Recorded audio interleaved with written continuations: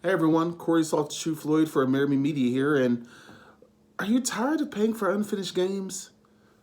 In this video, we're going to take a closer look at the live service model and see if it's really worth the investment.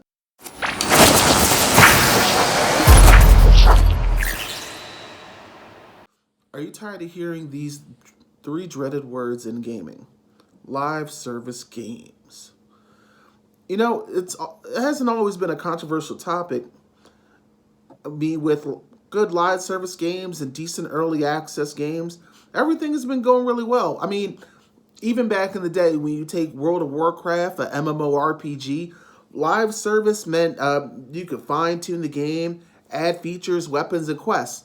Something that is still carried on through other games today.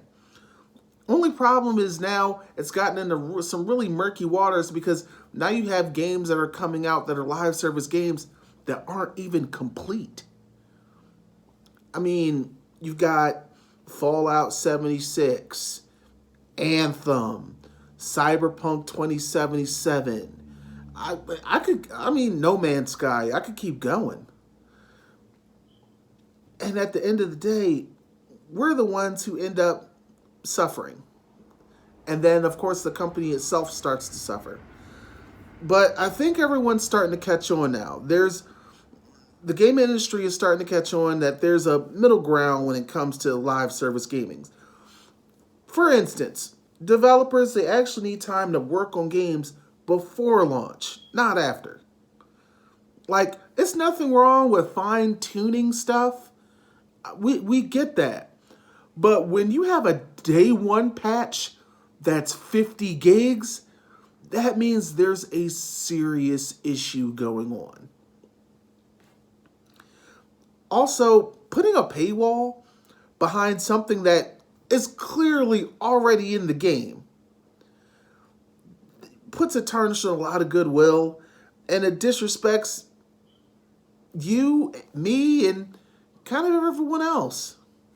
It's not a good look. So what's the future of live service games? The industry needs to find a middle ground between making money and providing a quality gaming experience for the fans. As consumers, we should demand a complete game. I think that's like the bare minimum.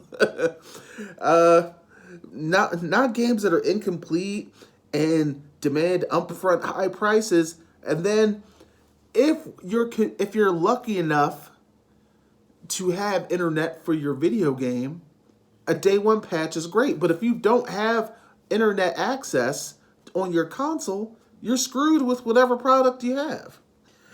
And not only that, but mind you, right now we're paying $60 and $70 for games that are incomplete. And then you have games that require to be connected to the internet, even though it's a one-player game. It's a one-player game. It should not be paramount to be connected to the internet for a one-player experience. I'm looking at you. I'm looking at you, Suicide Squad versus the Justice League. Yes, it's a multiplayer game, but now even for single player, you have to be online for it. So, sounds like you guys are going to be going the way of Gotham Knights. Live service games aren't going anywhere. That's just a fact.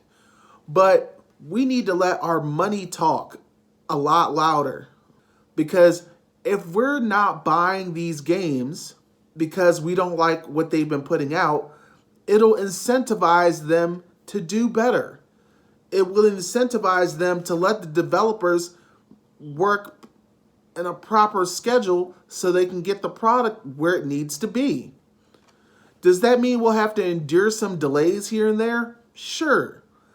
But some of these day one game launch catastrophes could have easily been prevented. I say, if you don't like the history of a certain game and you know there's another one coming out, don't put your money towards it.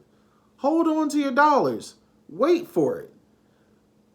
Maybe you'll have to wait a little longer till it's actually a playable game. Maybe it'll never become a playable game. Trust some of your reviewers.